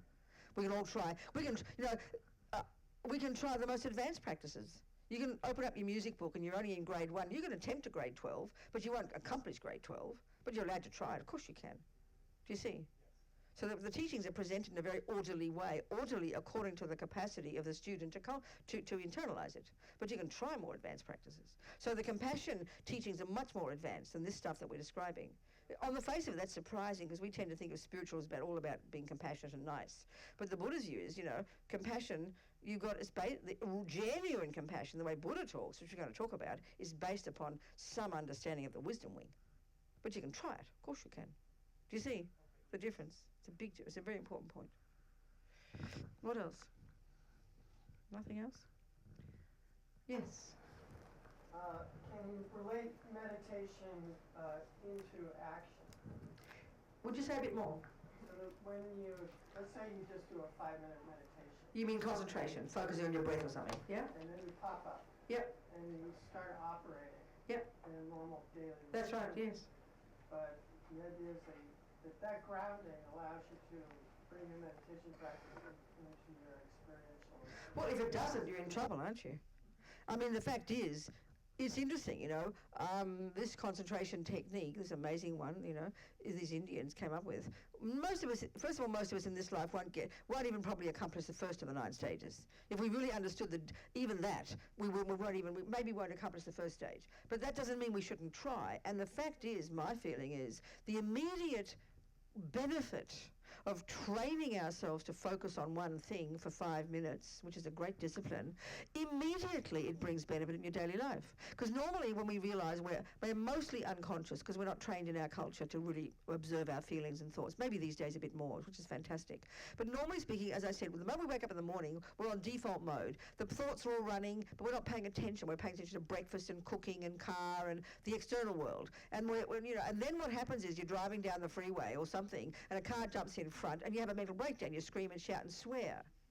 Do you understand? And then you notice your feelings. But if you start doing this, the almost immediate benefit, because for that 5 minutes you're determinedly not following every thought. You're just watching that boring old breath and refusing to follow all the crazy thoughts. But what you're doing is becoming conscious of what's going on in your mind. You can't help but notice all the thoughts. Do you see? So as soon as you start to drive, you're not just looking at the car, you're noticing your thoughts. That's the skill we need to bring into our daily life, and then we use that then to, when you're driving, and normally you would have shouted out and abused the fellow, this time you're knowing what's in your mind, and you catch yourself. So that's the result, immediate benefit. Because for that 5 minutes, what you're doing is stepping out and observe and just simply watching. So naturally, you're going to see your mind. This is the absolutely way to bring it to daily life. It's utterly necessary. Rather than just being absorbed in what's happening and then discovering it when it comes out the mouth. It's a bit late then, isn't it? Are we communicating? That is how you apply it. Well, that's the goal. That's a way to go. That's actually advanced, but that's the goal. Right now, we only notice what's in our mind when it vomits out the mouth. Or we can't get out of bed one morning because we're so depressed. So this is learning to focus, but we're learning to hear our thoughts. And that's really a huge skill, and that's utterly necessary. Do you see? Someone else? Any other questions? 8:30? No. So let's go a bit more detail then into these states of mind then. There's many, many, many of them. It's in the traditional text that's studied in the monastic universities. There's a text, and this again coming from the Indians. They narrow it down. They narrow it down in the psychological model of the mind. They narrow down to 51 different states of mind. They describe. There are actually thousands, but these 51 are very specifically chosen because they're related. You know, there are the main ones, the main delusions and the main virtues. Then the other ones, they're mainly ones that we need to become familiar with in order to learn to meditate. They're ones that play a role, you know. So in that model of the mind, as I said, there's the 3 categories of states of mind. Those that are the deluded, distorted, emotional, afflicted, you know, distressing states of mind. Those that are the virtuous states of mind, and then those that I like to call the mechanics of the mind. Concentration, attention, intention, discrimination, and some of these are really crucial to understand. So, even initially we learn the theories about these different states of mind. So, as I said here, you know, one of the key jobs we have to learn to do is begin to distinguish in our mind, first theoretically, then experientially, between the delusions and the virtues, because at the moment they're mixed together like a big soup. You know, love and attachment are really a classic pair. Love is a virtuous state of mind in Buddhist terms. It's defined as, it's a thought, it's bare bones, it's a delight in someone else's happiness, a genuine wish that someone be happy. May you be happy. That's like the thought of love, bare bones. And as we know, we have that very strongly and with much affection for some people. But the Buddha would say it's also mixed completely with huge attachment for that person. And we in our culture don't even distinguish. So the classic one is for your beloved whom you're in love with, or your child, you know? And it seems almost cruel to point out that there's a delusion there, because especially if it's a mother for a baby, it seems like it's like a saint, you know? We think we're saintly. We think our baby's the most delicious thing you've ever seen in your whole world. I mean, someone gives you the wrong baby, forget it, you know? This seems unfair to hear this, but that's the function of attachment. So the key function of a delusion, all of them are the same in the way that they function, but each has got their own story. But their key function, and we can see this, is that they embellish certain characteristics. So clearly, whether it's attachment for chocolate cake, or attachment for your baby, or attachment for your new boyfriend, it's clear that attachment exaggerates the deliciousness of the person or the object. And the more the attachment, the more divine it looks. Well, basically, that's a lie, Buddha says, which is what I mean when I say it sounds cruel. You know, because eventually, when we have developed love and compassion, and we have gone literally beyond attachment, which is just inconceivable to us. But if you try and imagine a bodhisattva, let's say, who actually has gone beyond attachment, who actually has cultivated genuine, heartfelt, serious, practice to perfection, genuine love for sentient beings, which seems almost inconceivable, they wouldn't discriminate between a friend, an enemy, and a stranger. They might have their own babies. They would have affection for their own baby. The baby would look gorgeous, but they've so trained their mind that when they saw the stranger as well, they'd have the same affection. But they'd still go home to their baby. They wouldn't go home to the other baby, because it's their job, you know, to love their baby and take care of their baby. It's their job in this life. But their mind is utterly stable. Now, that's weird to us. We can't conceive of it. It just seems like, it's weird, in fact. We think it almost seems like immoral, almost like mentally ill, you know? So the attachment for a baby, or for your beloved, or the chocolate cake, is obvious. It distorts the deliciousness of that object. Well, I mean, I think it's an advantage. My mother, if she hadn't had attachment for me, she would have killed me. You think about mothers for their babies, you know, mothers, when children are maniacs, whenever you see someone else's child, you can't believe what a monster they are. But that poor darling mummy still loves that baby, you know, just as well, because they're attached to them as well. So it's a minefield, especially when the mother, let's say the typical one of the mother, because one of the functions of attachment, okay, attachment is multifaceted. As Rami, she says, I can tell you about attachment for one whole year. And we will never begin to really understand it until we start to go deep inside and begin to get experience of it, you know? And first, the theory. It's a delusion that exaggerates the nice aspects of something.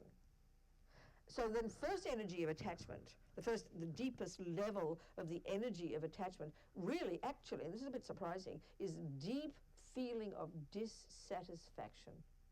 Never having enough, never feeling you've got enough, never thinking you are enough. This is actually a function of attachment. So naturally what that brings immediately, if always you're feeling like you're not enough and haven't got enough, what it brings is this next level of attachment, which is the craving, the hankering after something, isn't it? Isn't it? It's the hankering. That's the real energy of attachment then. It's the thinking something's missing, so you look for something. So the obvious level of attachment at this level is the objects of the senses. So some people have strong craving for food. Some people have strong craving for sex, strong craving for money, or a beautiful body, or nice handbags, you name it, you know?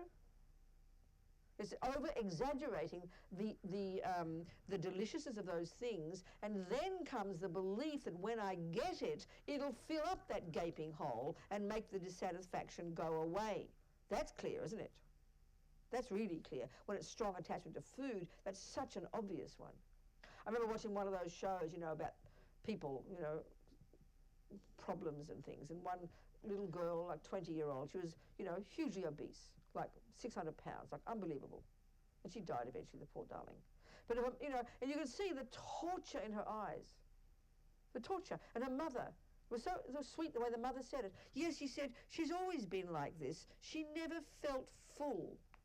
I mean, that's so profound. That means you never feel satisfied. Look at us. This is our main disease. We all recognize it. No matter what we do, what we get, what we achieve, how people are kind to us, what weight we are, what handbag we have, what boyfriend we have, what thing we do, what job, whatever, it's never enough. And we're always going to the dark side, always finding fault, always being dissatisfied. And you can see some people have a chronic disease at this. We can see it. This is the nightmare of attachment. It's more than just, oh, I like chocolate cake. It's a deep psychological, deeply ingrained, and it's virtually instinctive. And of course we believe it's true.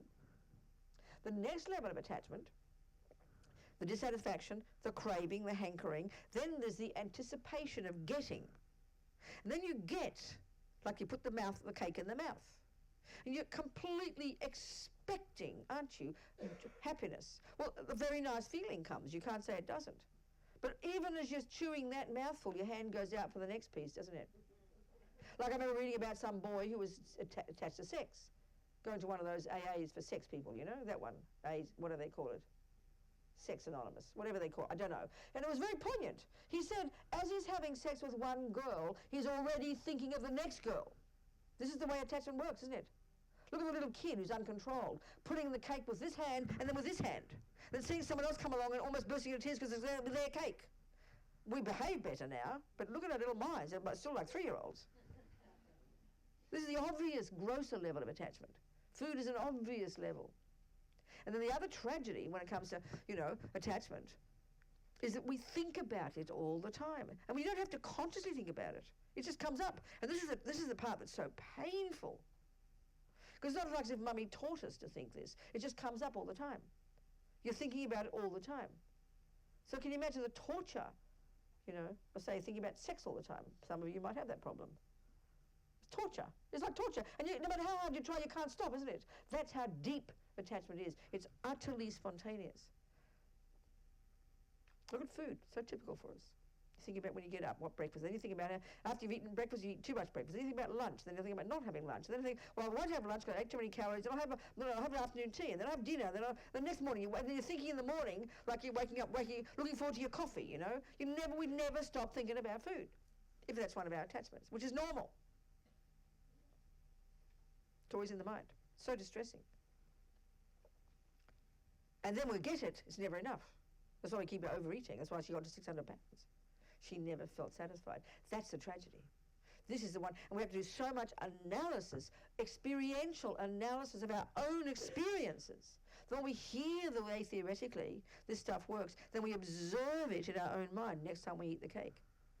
You start to observe your own mind and you prove to yourself the suffering of attachment. So way to go. So then mixing that with love is very difficult. That's why in love is such a blissful feeling. Because also the tragedy with attachment, it triggers nice feelings.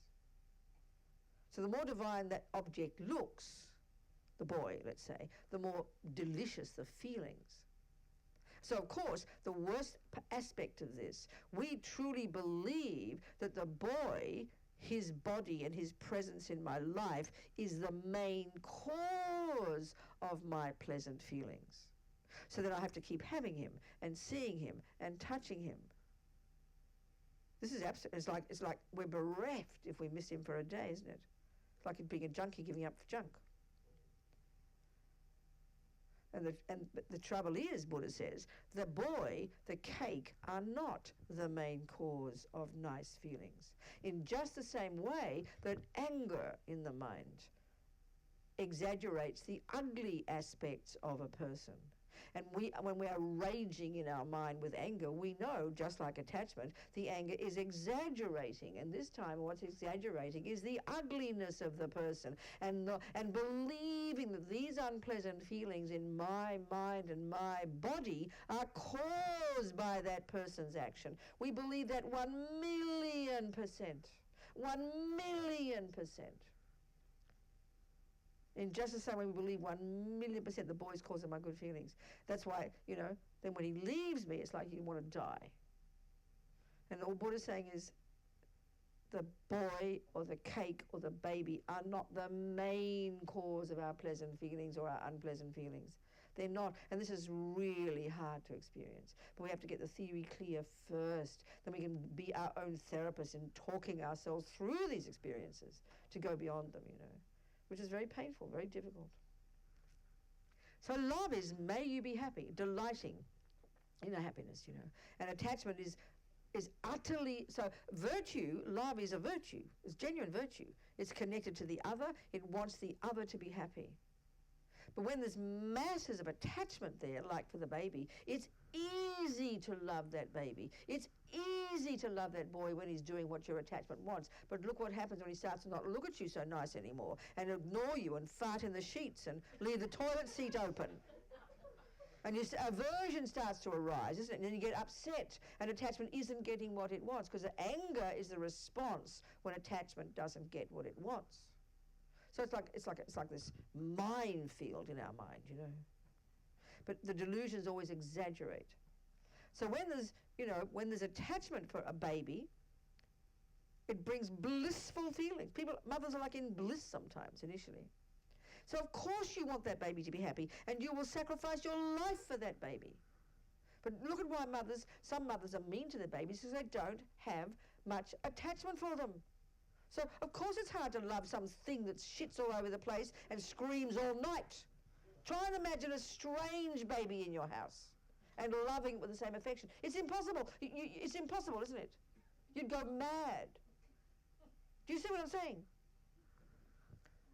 In one time, when there were tsunamis years ago, and some Swedish lady in the news was because she ran back into the tsunami for her baby or her child, and was praising how incredible, how courageous. I remember Lama Zopa said, yes, amazing, but even more amazing if she'd gone back for a stranger. That's the proof, and we can't reach beyond ourselves. Just try and imagine having that same courage and same love and same compassion for a stranger. That shows how, at the moment, our love and compassion are completely mixed with attachment. So it's not being depressed about it, just recognizing. That's why when we are tested, when the boyfriend starts being mean to us, and our heart breaks, or the child rejects us, the heart breaks. The heart breaks only because of attachment. And one of the key things of attachment is it wants what it wants. One of the ways of talking about attachment at the most primordial level is this junkie in us that only wants the nice things and only wants what I want. That's its nature. It's utterly self-centered. So when attachment is thwarted, when attachment doesn't get what it wants, that millisecond is the beginning of the state of mind called anger, or at a more mild level, aversion, or even more mild, irritation, annoyance, frustration, upset. They're polite words for the state of mind called aversion, which is the exact opposite of the state of mind called attachment. And anger is just a volatile expression of that state of mind. And we go between attachment and aversion 1,000 times a day, and we don't even notice, because they're just mild, like irritated, annoyed, upset, frustrated. They're anger, but they're mild, that's all. And it's because attachment didn't get what it wanted that second. So the more attachment, in general, because the primordial level of attachment, like I'm saying, is to get what I want. Every second, that's why we get upset. That's why we get hurt, irritated, depressed, you name it. Because it's this primordial junkie that wants what I want. Every millisecond, spontaneously.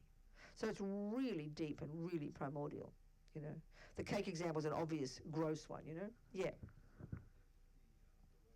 Of the cake, where does that come from then if it doesn't come from the cake? The deliciousness of the cake is because of a tendency in our mind, and the Buddha would say we come into our this life program with these tendencies. So the pedophile did not get taught that. The pedophile has a strong connection with sexual activity. And since tiny, or or a person who steals, or a person who is attached to food, those are tendencies in our mind we brought with us, and then the millisecond we meet that object again, it triggers that good feeling. It's just because of habit, that's how karma works. We've got familiarity with certain activities and certain tendencies in the mind. Do you understand? So I can, for example, I always think of an example of a friend of mine talked about her little boy when he first, as soon as he saw fishing, it's like he fell in love with fishing. He became a professional fisherman for the rest of his life. totally attached to fishing, in love with fishing, like it was just divine for him. That's because of a tendency in his mind to kill, and that it looked delicious when he met it. Do you see? It's the tendency in the mind, which is karma. Does that make sense? Yeah. So for him, he was utterly attached to killing. He got the pleasure from killing fish. And that means also, because attachment causes us to, because it's so self-obsessed, it's like we're junkies, basically, that it blinds us from seeing the harm we do to others. If we're just attached to eating cake, we get fat, you know. We don't hurt anybody else except ourselves. Or we might, you know, take the last piece because we're greedy. But it blinds us from seeing other people suffering, especially when it comes to doing harm to other sentient beings, like the pedophile or the torturer, addicted from past habit, craving to keep doing this thing, which triggers good feelings. And of course, because the world doesn't approve of it, they've got to do it in secret, which actually makes it more exhausting, I'm sure. Do you understand what I'm saying? So it's karmic tendencies plus attachment. Those two together. Does that make sense? Okay, yes. All of these attachments and all of these aversions and all of the problems that they cause can really be boiled down to our attachment to our ego. Because it's a preference, not preference thing, right? Which is all just an ego, like and all that. Well, the way, yeah, your point's good. The way the Buddhist view would put that, to be precise, in the negative states of mind, there's like a hierarchy, that's my way of putting it, of these negative states. So the root delusion, as they call it, the root misconception, the root neurosis, is the most, naturally being the root one, the most primordial, and that is this primordial belief in a definite, independent, pointable, findable little mini me in there. That's the root delusion. Then you could say that attachment's the main voice of that, and it's the attachment to get what that supposed I wants. So included in attachment, of course, is to I. Of course it is, but the other way to say it is that underpins all the others. So the main voice of that delusion, of the ego grasping, they call it ego grasping, is attachment, to get what it wants. And then aversion comes as a result when it doesn't. These are the main ones: ignorance, attachment, aversion, these three, you know? Do you see? Yeah, exactly. So of course, when we've finally cut the belief in the fantasy I, all the other delusions wither up and die, because they're rooted in that. But we've got to work away at the branches first, you know? That's very important.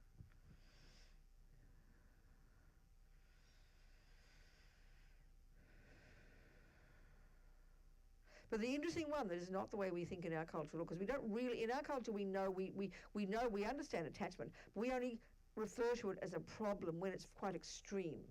We would consider normal attachment for a baby, normal attachment for food as normal. We wouldn't consider that a mental illness. It's a bit shocking to even hear that. We just consider it normal. So it's only if you're a junkie for sex or a junkie for alcohol that you have a problem, you understand? Whereas Buddha would say having any of it at all is a problem. So that's why it gets to quite subtle levels, you know? We need to really see it.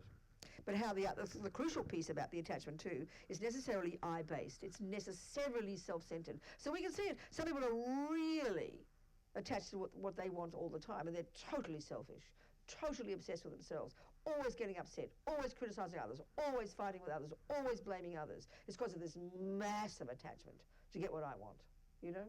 And then it's like panic attack when the I doesn't get what it wants, and that's what anger is. And that's a really interesting relationship. Remember, Lamas Opa said it, and other Lamas sometimes say, anger is the response when attachment doesn't get what it wants. It's quite profound, actually. In our culture, if we do think of anger, we don't think of it as a response to thwarted attachment. We think of it as another problem, you know? So it's kind of interesting. And what's fascinating, hang on, what is fascinating about this, and we should talk more at some point, you know, is that anger is the kind of the volatile expression. We can see that. And some people don't respond in that way. But their aversion that arises when attachment is thwarted, it goes in and becomes depression and despair and hopelessness. That's a function of aversion, which is thwarted attachment. Because one of the functions of attachment is kind of buoyant. It's all sort of excited. And one of the key things about attachment, look at our mind, look at our lives, is always looking forward to something. We're forever thinking, planning, now I'll have this, and now I'll have that, now I'll get up, and now I'll have lunch, I'll go to breakfast, I'll go to work, I'll go on a holiday, and I'll do this, and I'll retire, then I'll do this, and I'll have that, then a grandmother, and I'll do this. Always looking forward, always looking forward to something. So when attachment's cut, even the smallest things, like, you know, we don't notice these. Like, you know, things go wrong in life. Daily life, things go wrong. The red lights come. The person doesn't do what you want. You drop something. You break something. The money doesn't come through. It builds up slowly. Some people get volatile and shout and yell every time. Other people kind of put up with it. But every time something doesn't go well, it's hurting. It goes in, and this aversion builds up until eventually it becomes depression. And you can't even get out of bed one morning. Can you hear that? That's aversion, but it's not volatile anger. It goes in. And then eventually you wake up and everything looks dark, grey, and nothing is important, and there's nothing to look forward to, is there? That's depression. And that's internalized aversion. Can you sort of see that? It's, again, rooted in attachment. We don't notice it because this attachment we're talking about is so subtle. It's just this constant craving. It's a constant default assumption that I must get what I want every second. And also attachment is a junkie. It only can bear the nice things. It can only bear the nice things. It can't stand seeing problems. It can't stand upsets or wars. That's why people get upset. That's why people either get angry and go shout and yell and demonstrate, or get depressed. Because attachment can't stand ugly things. Can you hear that? It's very fascinating. That's why we get impatient. That's why we have anxiety. That's why we have worries. Because attachment only wants the nice things. It's a junkie, basically. It goes to incredibly subtle levels. The one of the cake and the baby are gross examples of it, you know. It's the craving to get what I want, and only for the nice things. And so that's, you know, as we get, so, yeah, anyway, it's really hard to see these two together. To see the relationship is very interesting. It's fascinating, the relationship, attachment and aversion, you know. So distinguishing attachment and love in a relationship is a minefield. Because attachment is such a junkie, and is also, and one of our attachments, okay, this is more advanced really, they only really talk about this when you talk about the bodhisattva path, but I'll mention it here. I'm sorry. That a much more subtle, deeply ingrained attachment is attachment to being seen in a good light. They call it attachment to reputation. I just read recently in a book I'm reading that Mother Teresa said, oh, if I lose my reputation, that's great. That's one less thing to worry about.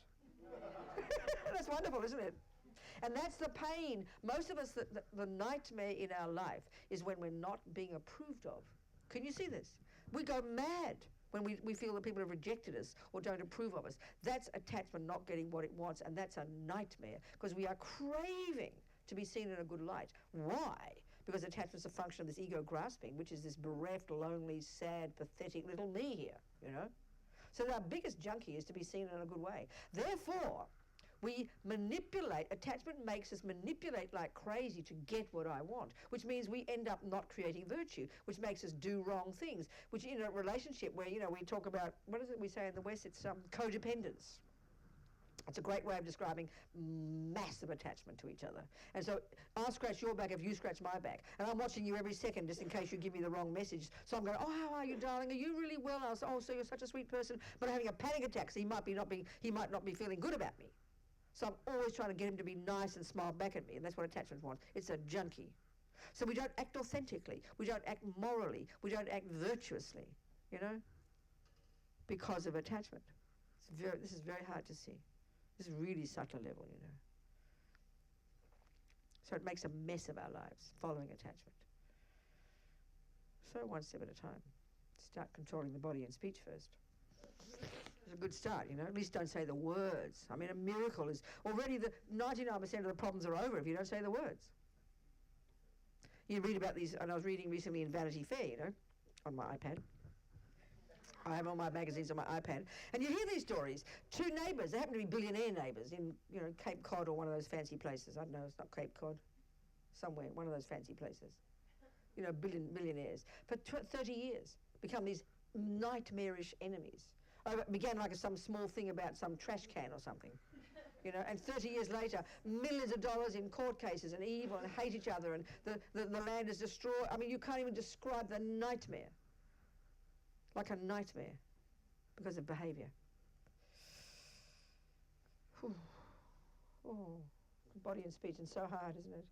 Because this is the tragedy too of these delusions. When they're really strong in us, and we've all got our own set, when they arise in our mind, is this not true? When they're strong, painful, we totally believe in the story they're telling us. So when we're angry, we 1,000,000% believe the philosophy of that anger. He is this, and she is that, and she did this, and he said that, and you are the cause of my suffering. It's absolutely like a total conviction, and this is the hardest part. So as Lama Zopa says, bad enough that we see the world in a wrong way, and that's very hard to see in the first place. But the worst part is we believe that it's true. And this is the part that's really subtle. How believing that the attachment is distorting the deliciousness of the cake. It isn't the cause of your happiness. It isn't as delicious as you think. It's a complete distorted exaggeration, an absurd exaggeration. It's really impossible when you're attached to cake to not believe in the cake, isn't it? It's like impossible. When you're really angry with that person, hurt, broken-hearted, it's impossible to see that the view you have of that person, that the person isn't like what you think. This is like emptiness practically. It's very hard. Well, this is why it's so powerful, this particular way of understanding these emotions. We can see the disturbing part, that's clear. We can see the disturbing emotion part, that's clear. But it's really hard to see how those emotions, those feelings which are so violent, are fed by, underpinned by, informed by an elaborate conceptual story. Phew, that they're delusional. This is the part that's so outrageous, so unique to the Buddhist approach, that is so fascinating and really hard to see. But when we can, powerful, really powerful. So stop believing, as Lama Zopa puts it. We need to learn to stop believing in our karmic appearances, the way the world appears to us. And this is what they say in Buddhist psychology. It's most fascinating.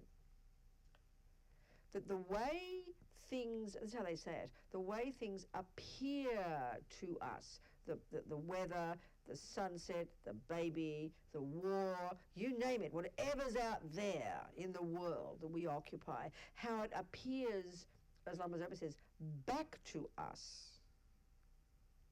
The Buddhist view says, is that the way they put it, it is in the aspect of whatever is in our mind. This is the part the Buddha is saying. We call it projections, it's great. What is here, we project onto the outside. But Buddha takes that to the nth degree of literalness. That everything finally is created by our mind, is described by our mind. And he says when we finally get to the realization of emptiness, he says there's not even an atom of anything in anything that gives it that meaning. It functions as that. Conventionally it is that, but it all is projection of the mind. He goes all the way on this one. And it's not just some cliched view, it's an outrageous position, and this is what we have to learn to understand. So one step at a time, you know.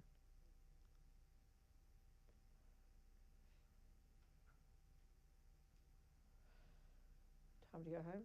Yes, 10 to 9. Isn't it? Yeah, 5 to 9. Is that going home time? Is it?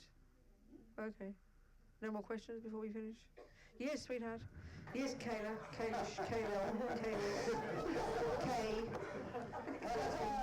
You mentioned the teacup, right? The teacup example. I'm going to use that. My eyes see a cup. My mind says, oh, look, pretty teacup. And it imputes on it my definitions. That's right. That's what I'm saying. My delusions on that. No. Go on. My interpretations. Go on. What is how really is it then? That's emptiness. That's another day. We'll go there. No, but not tonight. It's just what I'm saying is here, the more we can understand how the branch delusions, attachment, anger, jealousy, pride, the more we can understand the way they function, that they impute, that they embellish, that they project, We follow that all the way through to the projection of the deepest delusion. And that, so in other words, okay, I'll say it briefly. Attachment embellishes the deliciousness of this cup. Aversion embellishes the ugliness of this cup. Ego grasping or ignorance, the root delusion, embellishes the very ontological entity called delicious cup, ugly cup. Not even that exists in the cup. So you just take these delusions to the nth degree. So the absence of all of that is the actual way that things exist, is this simple answer. We'll go into it as we discuss. But the more we understand the branch delusions, the root delusion functions in just the same way, but just more dramatic and more subtle. So it's really good to think first these emotions that we all know about as emotions, you know, but to see the delusional aspect of the emotions is really important. Do you understand? Okay, time to go home. Yes, please. Isn't it kind of like looking at the cup saying, it's a cup because I want it to be a cup? If Yeah. not, I'm turning it upside down and now it's a grasshopper cube? No, in one sense. No, okay, well, there's a crucial point here. We can't go into too much tonight, but there's a crucial point.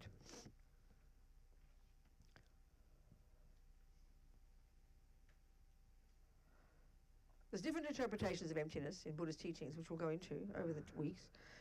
But here we're saying that the view we're discussing here is the view that is taught by our teachers, which is the so-called Prasangika Madhyamika view, the view of the middle way, that says, speaking simply, that ultimately, that conventionally, no, that ultimately, there's the two truths.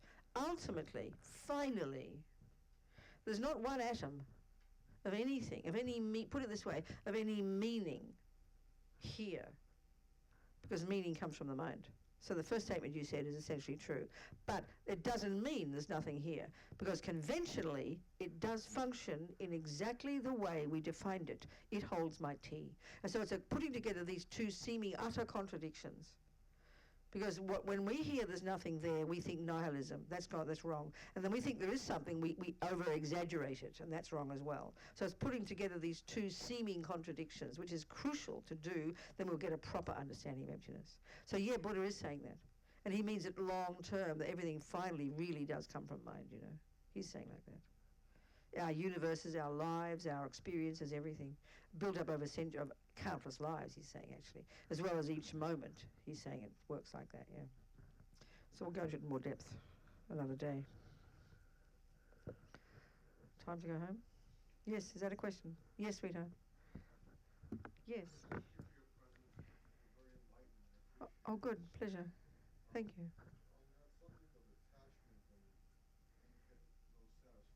Yes. Who? Yes. Yes.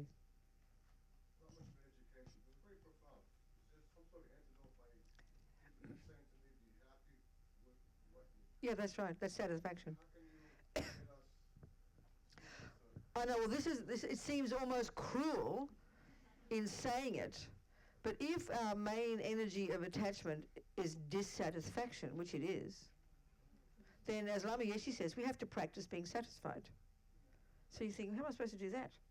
Because, you know, when you don't feel satisfied, we think it's real that I'm not satisfied. But we think it's real that I'm not worthy, that it's real I haven't got enough, that it's real. But he says it's not. You have to practice the other way. It's just an old habit, that's all. It's just a conception that we believed in for so long. So you've got to fool it by stating the other one. When you counteract slowly one of the many practices, it doesn't happen overnight. It's sort of like if you're always seeing the glass as half empty, you start to see it as full. That's the only antidote there is. There's no other antidote. Do you understand? So I have to learn to be satisfied. And of course that takes time. Don't hold your breath. You've got to sow the seeds, you know. Because once you've given up attachment, what's left is blissful satisfaction. That's the point. So in other words, the summary of it, the Buddha's view, Buddha says, we think satisfaction or happiness are what we get when attachment gets what it wants. But he says, got it wrong, babe. He says, happiness or satisfaction is what you get when you've given up attachment. So it's really tricky, you know. And that's the key. That's the essence. That's the essence of Buddha's approach. And it's hard to practice that because we're all junkies, you know. But slowly, slowly. All right, why don't we finish? Gone like a dream, so quick, hour and a half, like in 1 second, isn't it? 2 hours. Oh my gosh. Feels like about 5 minutes ago, doesn't it? Like being here 2 years ago feels like yesterday. It's true, isn't it? That's the thing, when they say when you die, like all the memory of your life comes like in 1 second, you know. You can see how it can be.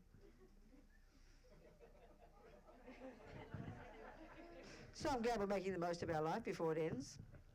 So we think these 2 hours, as many, and this is the Buddha's view, very fascinating about the mind actually. There's not a millisecond of anything any sentient being sees or hears, these two especially, that doesn't stay in the mind. We've just, like one Lama said, it's like every second we're taking pictures and storing them in our memory.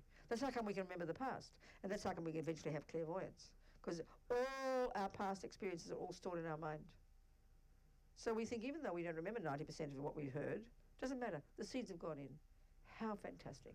And we think maybe nourish these seeds, you know, with our efforts at working, understanding, working on our minds, plodding along day by day, so that these seeds do, you know, we cultivate them with our virtue, with our efforts, so they do grow into our marvellous potential for our sake and the sake of sentient beings.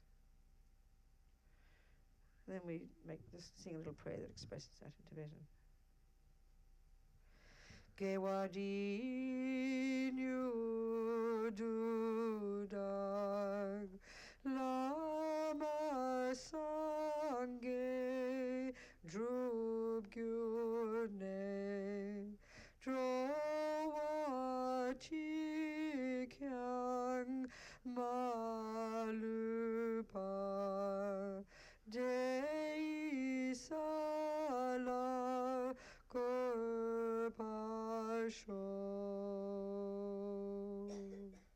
Jang chub sem chog rinpoche ma ke pa nam ke gyu chig ke pa nyam pa me pa yang gong ne gong du pa va sho.